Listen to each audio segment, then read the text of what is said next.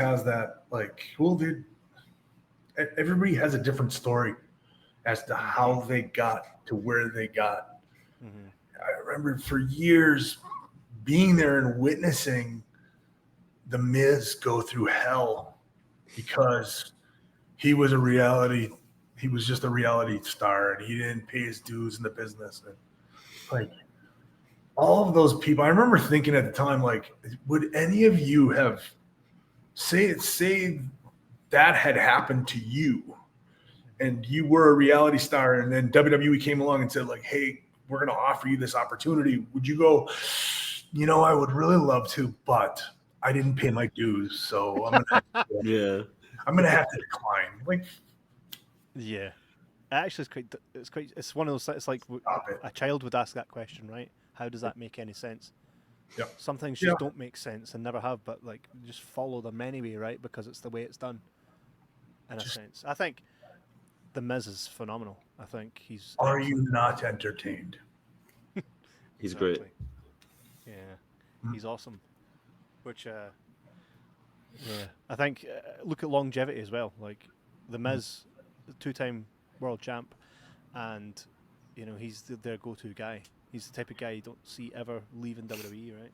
He was my first big pay-per-view match was in 2007 versus Batista at the Great American Bash. The Miz interviewed me before that match. Like, he was the interview guy. Mm-hmm. He went from Tough Enough to he was on the active roster. He actually, he didn't even win Tough Enough. Pewter won Tough Enough.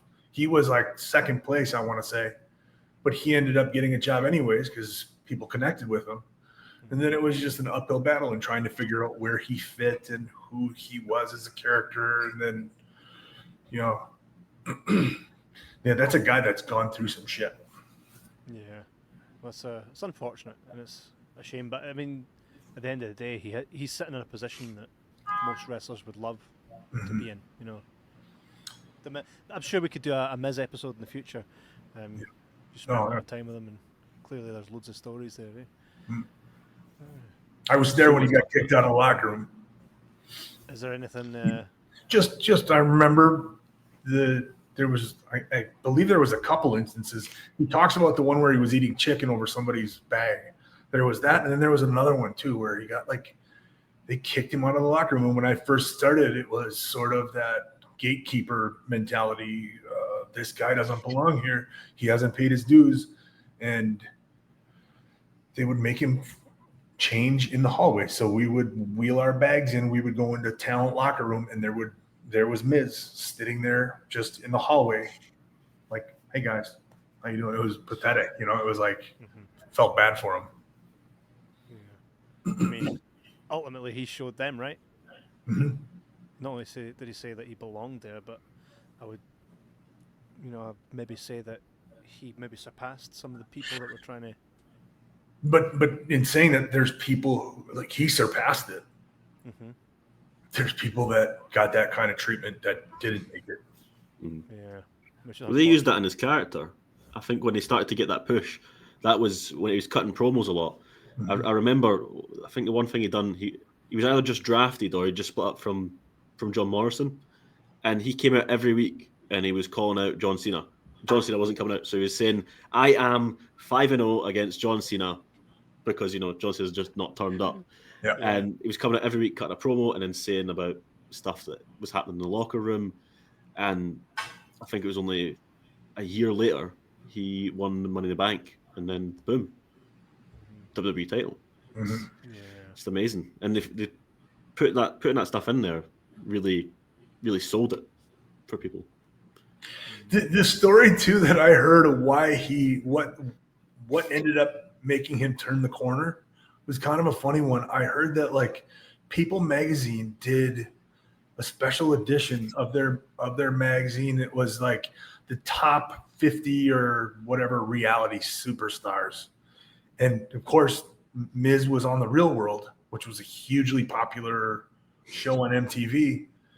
And one of the writers said, "Hey, Miz was on this. He's featured. He's like number 10." And Vince was like, "What the fuck is the real world?" And and everybody was like, "What? You don't know what the real world is?" And then they explained it to him, and then they were like, that was the thing that, well, fucking, let's do something with him. Got him. Why aren't we doing anything with him? I think he said the same thing about Zack Ryder when he had seen a match of Zack Ryder's at the time, and he was like, that was great. Like, why are we not doing more with him? And, I watched that WrestleMania live, and I knew he was winning that.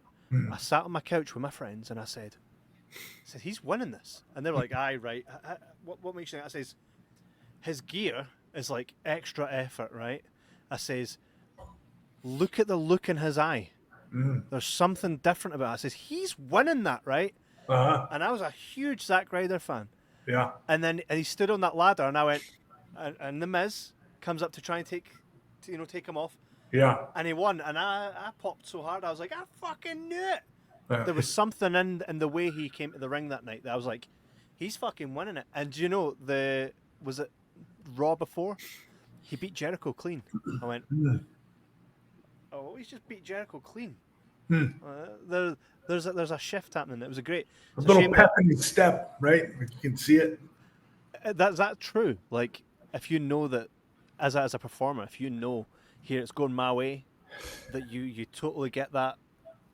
I guess it's impossible not to do that, right? Yeah. Not to be a little bit excited. Like when they told me that I was winning the Money in the Bank briefcase, it's like trying to no sell it, trying to act like it's just day at the office, but inside I'm going like, this is happening. This is happening. This is happening.